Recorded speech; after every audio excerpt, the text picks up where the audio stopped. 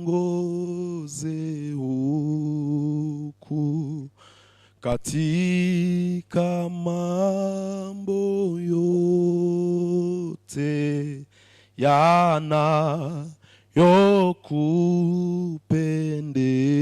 yanayokupendeza, nikiwa huku bila wewe, vitisho, hofu na mashaka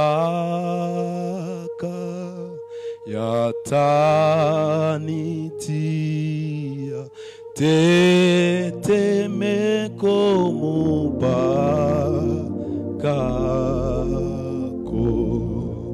nikiwa huku bila wewe, vitisho, hofu na mashaka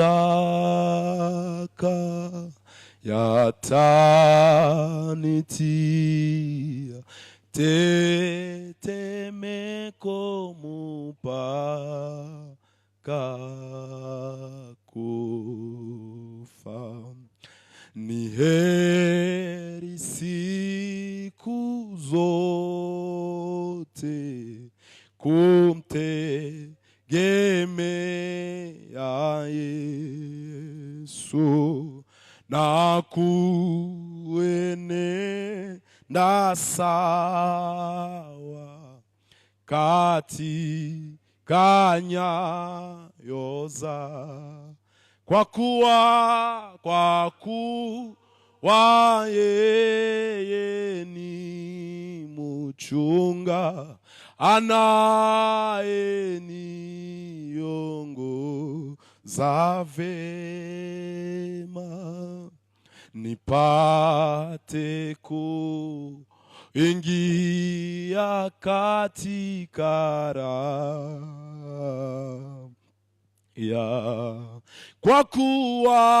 kwa kuwa yeye ni mchunga anayeniongoza vema, nipate kuingia katika raha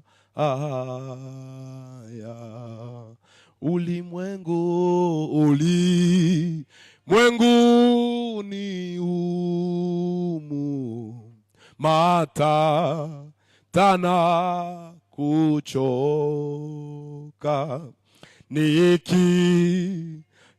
nikihitaji kitu nafadhaika kabo, lakini siku ile kuu nitapomwona Mkombozi,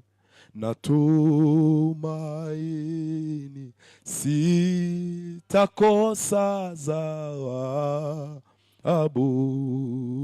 ya mbinguni sitaona adui zangu tena, haya takuwa pale mambo ya kupokonya te, sauti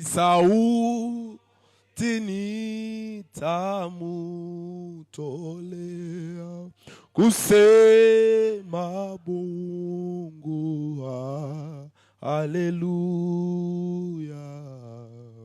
mikononi ipepea kwa shangwe,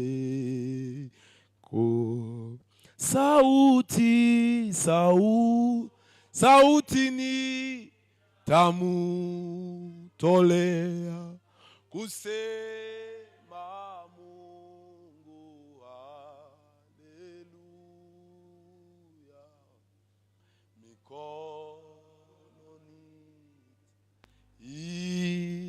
ipepea kwa shangwe kuu. Mathayo 25. Mathayo 25 mstari wake wa 31, tutasoma kidogo hadi 46. Matthieu chapitre 25 verset 31 à 46. Ninasoma katika jina la Yesu Kristo. Hapo atakapokuja mwana wa Adamu katika utukufu wake na malaika watakatifu wote pamoja naye, ndipo atakapoketi katika kiti cha utukufu wake. Na mataifa yote watakusanyika mbele zake, naye atawabagua kama vile mchungaji abaguavyo kondoo na mbuzi. Ataweka kondoo kwa mkono wake wa kuume na mbuzi kwa mkono wake wa kushoto. Kisha mfalme atawaambia wale walioko mkono wake wa kuume, njoni mliobarikiwa na Baba yangu, murithi ufalme mliowekewa tayari tangu kuumbwa kwa ulimwengu. Kwa maana nilikuwa na njaa mkanipa chakula, nilikuwa na kiu mkaninywesha, nilikuwa mgeni mkanikaribisha. 41. Kisha atawaambia wale walioko kwenye mkono wake wa kushoto, ondokeni kwangu mliolaaniwa, mwende katika moto wa milele aliowekewa tayari Ibilisi na malaika zake. Kwa maana nilikuwa na njaa msinipe chakula, nilikuwa na kiu msininyweshe. 45. Naye atawajibu akisema, nawaambia kadiri msivyo tendea mmoja wa hao walio wadogo, hamkunitendea mimi. Na hao watakwenda zao kuingia katika adhabu ya milele, bali wenye haki watakwenda katika uzima wa milele. Amen. Nisome andiko ingine moja, Matthieu 24 verset 30. Mathayo 24 verset 30. Naongoza usomi katika jina la Yesu Kristo. Ndipo itakapoonekana ishara yake mwana wa Adamu mbinguni, na ndipo mataifa yote ya ulimwengu watakapoomboleza, nao watamuona mwana wa Adamu akija juu ya mawingu ya mbinguni pamoja na nguvu na utukufu mwingi. Amen. Hii magharibi ya leo, wakati mtumishi aliniandikia kwa tutakuwa pamoja nanyi leo, nilipata muda wa kuomba na nikapata muda pia kutafakari, na nikasikia neno ambalo Mungu ameweka kwenye moyo wangu, ni kusema tuzungumze hii magharibi ya leo kuhusu habari za kurudi kwa Bwana Yesu. Kwa nini nilitafakari hivi? Kwa sababu habari za kurudi kwa Bwana Yesu si habari za kuleta woga. Habari za kurudi kwa Bwana Yesu ni habari za kufarijiana. Returu ya Yesu haiko habari ya kuleta woga. Returu ya Yesu ni habari ya soulagement, ni habari ya kutiana moyo, ni habari ya kujengana, ni habari ya kufarijiana. Na hapa kurudi kwa Bwana Yesu ni ahadi ambayo Yesu peke yake ameiahidi na kusema, ninakwenda, lakini zaidi ya kwenda kwangu nitarudi tena. Tunapoamini, hatuamini ya kuwa Yesu ameenda pour de bon. Tunaamini ya kuwa Yesu alikufa na akafufuka, na kwa sasa yuko kwenye mkono wa kuume wa Baba, Na kama Yesu alikwenda, Wakristo wanaamini ya kuwa alivyoenda na ndivyo atakavyorudi. Lakini Yesu anasema hivi, nilikuja kama mwana kondoo, nitakaporudi sitakuja kama mwana kondoo, nitarudi kama mwana simba. Ça veut dire quoi? Kondoo ni nyama yenye kwake na fujo, haina matata. Yesu alikuja na rehema, Yesu alikuja na msamaha. Lakini siku atakaporudi, Yesu hatarudi na rehema tena, Yesu atarudi na hukumu. Kwa maana muda wa rehema ni huu ambao tunauishi. Yesu atakaporudi, atarudi kama mwana simba ambaye haleti rehema, kama mwana simba ambaye anakuja kuhukumu kila mtu sawa sawa na matendo yake. Bwana Yesu asifiwe sana. Haleluya. Hapa Mathayo 25, na ni Yesu ndiye alikuwa anasema. Mathayo 25 iko precedent na Mathayo 24 yenye natuambia ya kuwa Yesu mwenyewe amesema. Mathayo 24 amesema kuwa Yesu alizungumzia kurudi kwake yeye mwenyewe, na ndipo itaonekana ishara. Na hii ishara itakapoonekana ni kwamba mwana wa Adamu atarudi. Hii ni ishara ya kwamba Yesu amezungumzia kuwa nilikuwa kwenu na nimeenda, lakini siendi ili nibaki, naenda ili niwaandalie makao, na baada ya hapo nitarudi. Mathayo 25 alors anasema hivi, nitakaporudi kutakuwa ufalme, na huyu mfalme atakaa kwenye kiti chake cha ufalme, na huyu atatenganisha kundi mbili. Anasema hivi, nitatenga kondoo na mbuzi, na kondoo watakuwa kwa mkono wangu wa kuume na mbuzi kwa mkono wangu wa kushoto. Na hizi kondoo ni wanani? Kondoo anasema wameandaliwa, wamebarikiwa ili warithi ufalme aliyouandaa kwa ajili yao tangu misingi ya ulimwengu. Bwana sifiwe sana. Haleluya. Na anasema hivi, hawa wataenda kurithi uzima wa milele, na hizi mbuzi ambao ni wale waliokataa neema, waliokataa kuamini na kuokoka, hawa wataenda katika moto, katika ghadhabu, katika mauti ya milele. Na Yesu anasema kuwa hawa wanaitwa walaaniwa. Laana yao inatokana na nini? Laana ya hawa watu inatokana na le fait que walikataa kumwamini Yesu ambaye ni chemchemu ya baraka. Kumwamini Yesu ni kupokea baraka, maana Yesu ndiye chemchemu ya uzima, na Yesu ndiye chemchemu ya baraka. Na mimi tuko pamoja. Bwana Yesu asifiwe sana. Na Yesu ametabiri kurudi kwake. Matendo ya Mitume, sitasoma zaidi sana lakini mtaandika. Acte sura yake ya kwanza mstari wa 10 na mstari wa 11. Matendo ya Mitume sura yake ya 10 na 11. Hapa Yesu iko Galilaya na Yesu anapanda mbinguni. Na sasa kulikuwa wanaume ambao walikuwa wanaangalia gisi Yesu iko napanda mbinguni. Mawazo yao yakawapeleka kuzani ya kuwa hivi gisi Yesu anaenda mbinguni, inawezekana ya kuwa hatarudi tena. Biblia inasema kuwa malaika wawili wakatokea pembeni yao, wakawaambia hivi, huyu Yesu mliyemuona akipanda mbinguni, na ndivyo mtakavyomuona anaporudi. Malaika za Mungu waliambia wanafunzi wa Yesu waliokuwa Galilaya kuwa Yesu gisi mnamuona anapanda mbinguni, na ndivyo mtakavyomuona anavyorudi.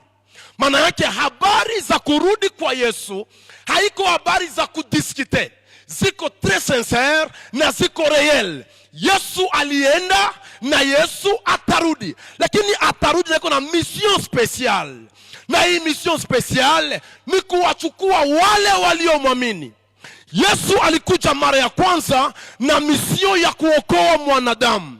misio yake ya pili hata kuja kuokoa, maana wakati wa wokovu ni hii tuko tunaishi saa hii. Misio ya Yesu ya pili itakuja kuhukumu na kuchukua wale waliomwamini.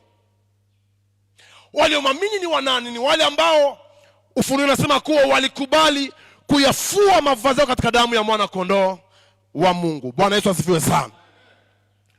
Mu 1 Thessaloniciens sura yake ya 4, barua ya Paulo kwa Thessalonika sura yake ya 4 mstari wa 14 hadi 17, anasema hivi: wandugu, tunataka msikose kujua juu ya habari za wale waliolala makaburini, ya kuwa walaokufa sikusema ya kuwa wamepotea.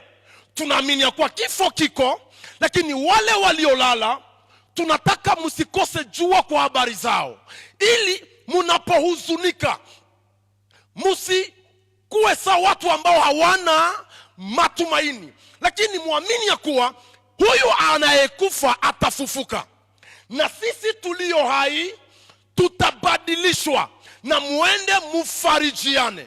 Manake nini? Hakuna habari ambayo inaleta faraja kwa watu, ni kuamini ya kuwa wanaokufa watafufuka na Kristo atarudi. Kwa wale wasioamini, habari za kifo inawaletea woga, maana wanajua wataenda kuteseka. Lakini wanaoamini wanajua kuwa kifo sio shida, maana ufufuko iko. Nimeikala nikajiuliza hivi, kwa sasa ukitaka watu wakuogope, naomba uwapresente madiplome ya master, sijui doktora, uambie niko na maîtrise, niko na master, niko na doktora, nilisoma sana, madiplome, nimetembea manchi ngapi, watu ndio wanasomiaka wapi, uko na nini. Na ile njoo inakuwa sawa vile sujet de consolation kwa Kristo wengi sasa. Lakini hawa watu wa Thessalonika, Paul anawaambia hivi, sujet ya kutiana moyo haiko byenye muko navyo, haiko manguo, haiko jina tunayopewa kanisani, haiko matitre akademike zetu, lakini ninyi ili mutiane moyo ni kuambiana ya kuwa Kristo alikufa akafufuka, nasi tukifa leo tutafufuliwa. Na hapa nimejiuliza hivi, mwa hii kanisa kukakufa mtu wa kwanza lendi, mwingine anakufa mardi, mwingine mercredi, utasikia sema ile kanisa muombe iko na esprit de mort. Sio vile? Iko sasa iko na esprit de mort, ile ni pepo ya kifo, ya mauti. Muombe ile kanisa. Lakini kama tunaamini ya kuwa tunapenda kwenda mbinguni na hatuamini ya kuwa njia ya kufika mbinguni ni kifo, tunajidanganya. Kwa maana kama hakuyakuwa unyakuo wa kanisa, njia ya kufika mbinguni haiko ingine, ile njia inaitwa kifo. Hii ni realite yenye hatuwezi katala. Tunapenda enda mbinguni, lakini hatupendi kufa. Sasa utapofika namna gani? Na moto? Hakuna parking ya moto kutupeleka mbinguni. Parking ni Yesu na kukufa ndani yake. Hakuna nyingine parking. Haleluya. Manake habari za kufa na kufufuka kwa Yesu Kristo zinaleta uoga kwa wale ambao hawajaamini. Lakini wanaoamini, Paulo anasema na Wafilipi sura ya 1 verset 21, anasema kwangu mimi kuishi ni Kristo na kufa ni faida kwa kila Mkristo wa kweli. Kufa sio shida. Shida ni utaenda wapi baada ya kufa kwake. Maana tumeogopa kifo. Na muangalia mzuri sana, leo tuko naishi saa yenye tumefika kwetu. Kwa maana hatuamini kwa tuko ndani ya safari. Na mwenye amefika kwao, ukimwambia juu ya habari za kutoka hapa aende fasi nyingine, haiwezekani. Wakristo tuko hapa mpasage, hii ni safari, tuko ndani ni njia, lakini hapa haiko njo destination yetu. Kama kuko point de départ, kuko aussi na point ya destination. Na destination yetu ni kumuona Yesu siku moja. Hakuna ingine objectif. Haleluya. Bwana sifiwe sana. Habari za kurudi kwa Yesu kwa Wathesalonika zilikuwa ni habari za kutiana moyo. Lakini siye kwa sasa ukasema kuwa Yesu anarudi, watu wanaogopa. Na muangalie vizuri sana, kwa nini tunaposema ya kuwa dunia inafika mwisho na Yesu yu karibu kurudi, kwa nini watu wanaogopa? hawaogopi kwa bure. Wanajua ya kuwa matendo yao ni mabaya. Mwenye anajua ya kuwa hana tatizo, kurudi kwa Yesu ni habari ambayo kila Mkristo wa kweli anaisubiri sana. Yesu akuye tupumzike vita, Yesu akuye shida ziishe. Lakini wasioamini wanajua kuwa Yesu akirudi ni mwanzo wa mateso yao. Nimesoma mu Daniel chapitre 12, Daniel 12 verset 2. Daniel 12 verset 2. Inasema hivi: na wengi wao waliolala mavumbini wataamka, wamoja ili wapate uzima wa milele, na wengine ili waanze kulia na kusaga meno. Wandugu, hatuna njia ingine isipokuwa kuamini ya kuwa baada ya kuishi kwetu kuna ripoti. Peu importe age yenye uko nayo. Na hapa nimeamini ya kuwa okovu tuliopewa, okovu iko personnel, okovu iko individuel. Hakuna jamaa ambayo inaweza sema kuwa nitaokoka kwa imani ya baba yangu. Kila mmoja wetu atachukua mzigo wake mwenyewe. Le salut est individuel. Na hapa nimeamini hivi ya kuwa okovu iko gratuit. Kupokea okovu ni bure, lakini kuichunga ni gharama. Sijui niseme namna gani. Recevoir le salut est gratuit, mais conserver le salut demande un prix à payer. Kuna gharama ya kulipa. Maana kuokoka ni bure, lakini Mungu amekupatia wokovu kusudi wewe njoo mwenye uweze kuprotege wokovu yako. Bwana sifiwe sana. Haleluya. Bwana sifiwe sana. Kurudi kwa Yesu Kristo, kwa wale ambao watakuwa walimwamini vizuri sana, habari ya kurudi kwa Yesu itakuwa ni habari ya furaha kwao. Lakini wale ambao walikataa kuamini, habari ya kurudi kwa Yesu ni habari ya mwanzo ya mateso. Na nilikuwa nadhania ya kuwa waliokuwa wa kwanza kufurahia kurudi kwa Yesu ni sisi ambao tuko kanisani. Mais j'ai compris une chose, ya kuwa watu wako wanapotelea kanisani. Watu wanapotelea kanisani. Eske mnaamini hivi vitu kama ni kweli? Unakuta kwa sasa mtu ni Mkristo, lakini ni Mkristo sasa mkurukia kanisa. Donc sana kuya kwa kanisa ni Mkristo, me ukimkuta kwenye anaishi kule kunyumba, unajiuliza huyu aliokokaka au hayawahi okoka. Kwa maana gani? Na hii souvent je le dis avec les jeunes. Sisi ambao tumemwamini Yesu kutoka kwa siku hizi, tuko na kazi kubwa sana. Na mimi naangalia kuwa hukumu ya Mungu itaanzia nyumbani mwa Mungu. Na humu nyumbani mwa Mungu ni sisi ambao tunaonesha picha ya wokovu, lakini kwa undani wokovu haiko ndani yetu. Kwa maana Yesu amesema hivi: heri wanaokufa katika Bwana, maana wanapumzika. Lakini baada ya pale matendo yao yanafuatana nao. Tunayotenda leo njoo itatusindikiza. Mbinguni hakuna quartier ya Basepake. Mbinguni hakuna quartier ya Cornerstone. Mbinguni hakuna quartier ya Arche. Mbinguni ni mji wa Wakristo peke yake. Kwa maana kwa leo tumefurahia kuitwa niko mtu wa fasi fulani. Niko na kazi de baptême yangu hapa mie ya Sepake. Na niko na carte yangu ya evangelisation. Ile inaonyesha kama msepake niko na mlango. Lakini kumbe unaweza kuwa unajulikana mjini na kumbe mbinguni hauko ndani. Unaweza kuwa mkae ya kanisa na mkae ya uzima hauko ndani. Et c'est ici où j'ai compris une chose, ya kuwa tusifurahie tu kuitwa Wakristo wa kanisa fulani, lakini tujiulize ya kuwa sisi eske tuko ndani ya kile kitabu cha uzima. Maana watakaoenda mbinguni siku Yesu anakuja kuhukumu, hata baka kae secrétaire kwambia ndio vile papa bonke nipatie kae yenu ya kanisa niite. Yesu atakuyaka na kae yake, na humo wale waliomtumikia katika haki na kweli majina yao yanaandikwa ndani ya ile kitabu. Bwana asifiwe sana. Alors Yesu anasema hivi, ile siku nitawaambia kuwa nilikuwa na njaa na mkanilisha, nilikuwa na kiu mkaninywesha, nilikuwa nafungwa mkaja kunitazama. Anasema Yesu, tulikuonaka wakati gani? Atawaambia kuwa wale mliokuwa munatendea ni mimi mliokuwa munatendea. A un certain moment nous osons croire que kufanya matendo ya Mungu ni kuwatendea walio mbali. Matendo yenye Mungu anatungua yako ni kuwafanyizia hawa ambao tunaishi nao, maana tutasindikizwa na yale tuliyoyafanya. Bwana asifiwe sana. Haleluya.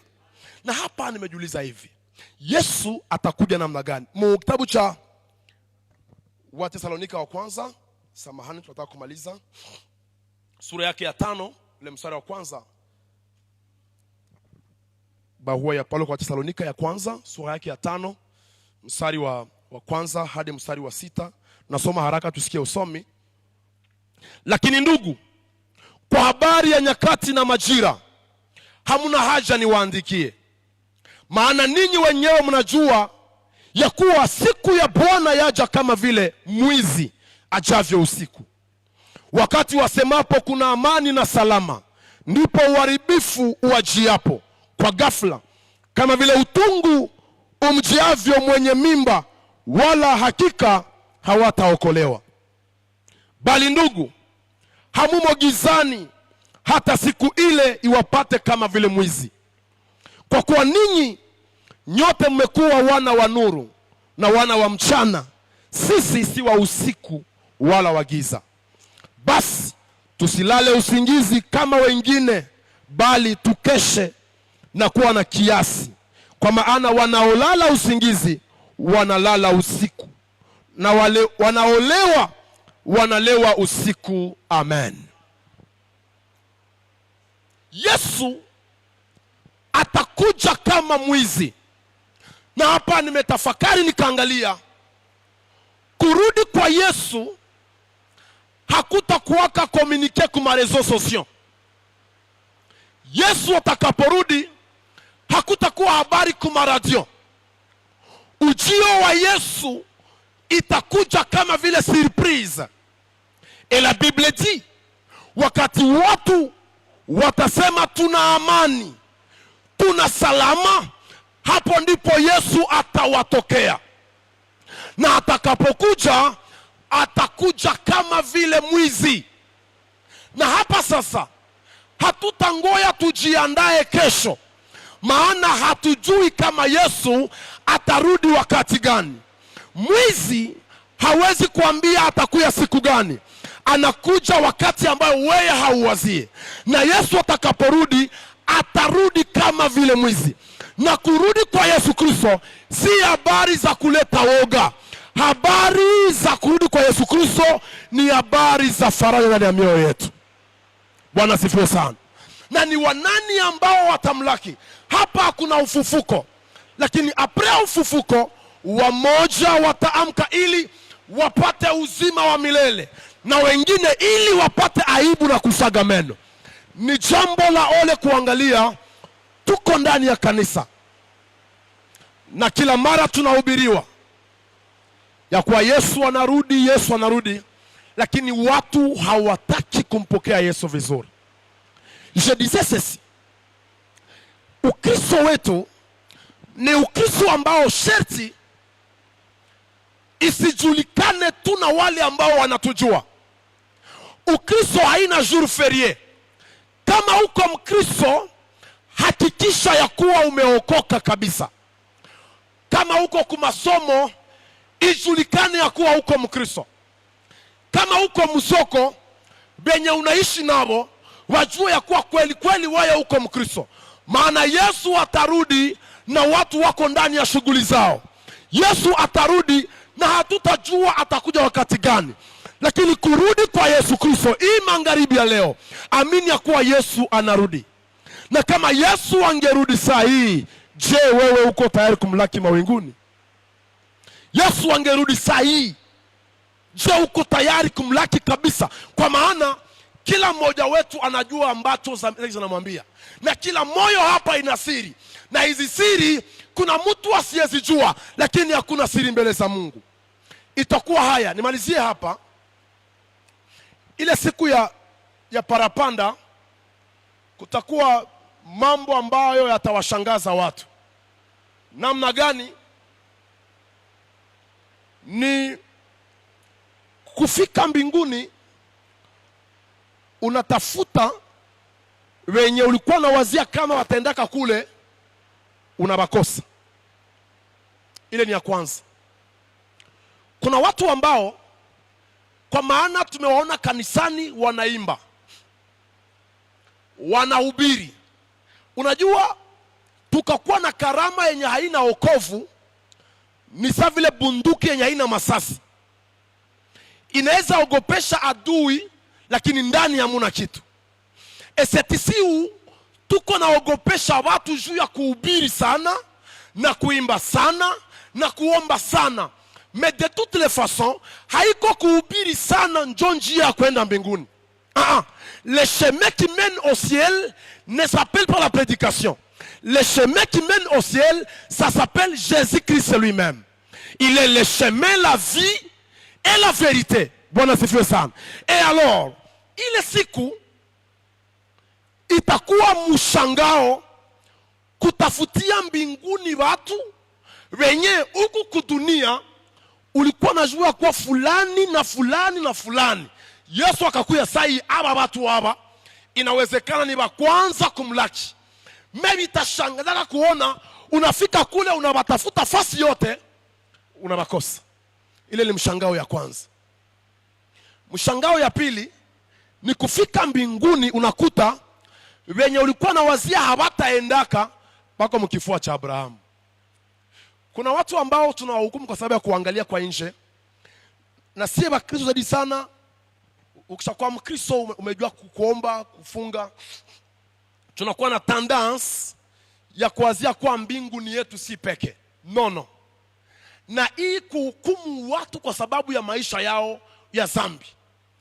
Niseme hivi, unaweza jua kwenye mtu alifanyizia dhambi, lakini hauwezi jua kwenye ule mtu alitengenezea na Mungu wake. Kwa maana gani? Sa Mungu anapenda asamehe mtu, haombake avia mtu. Mungu anaweza samehe atanyie hamujue. Sasa unaweza kuwa unajua mtu alifanya dhambi jana, unamwangalia mwa ile image yake ya jana, na kumbe magharibi alipatana na Mungu wake. Esa sera ni surprise kuangalia mbinguni, unakuta mwenye ulikuwa unajua kuwa huyu hawezi enda, unakuta tayari alikutangulia iko kule. Ni muujiza ambao utashangaza sana. Kwa ndugu yangu, tuko natafuta Mungu usiku na mchana. Tunajikaza, tunapiganisha, tunaomba. Tujikaze ile siku ya parapanda usiambili wake aondoka.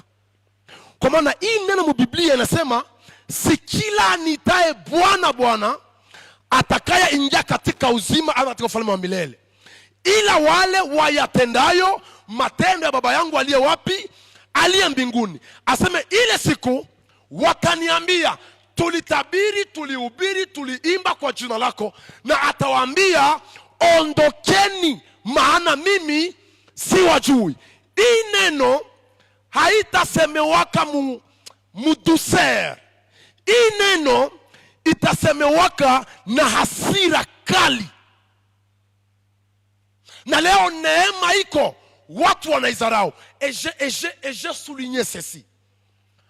Konsomateri wa kwanza wa wokovu haiko Mungu. Konsomateri wa kwanza wa wokovu ni wewe peke. Kuokoka hausaidie mbingu. Kuokoka unajisaidia wewe peke. Na kama wewe hauokoke, haitaacha mbingu kose watu. Okovu iko individual, na mwenye anaokoka njo consomateur premier wa okovu yake. Kwa hiyo Yesu anarudi.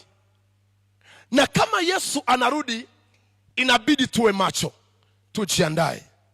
Paulo anasema hivi, ninyi musilale kama wengine, kwa maana wao wanajua ya kuwa wamefika kwao, lakini ninyi ninawashauri muwe macho.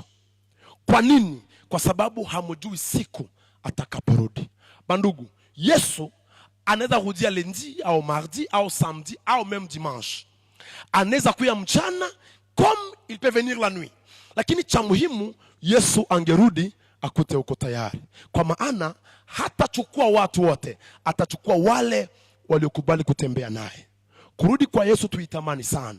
Tuiambiane kila siku. Tuambiane kila siku kwa Yesu anarudi, ili kwamba tuweze kuwa macho. Bwana awabariki magharibi ya leo. Amen.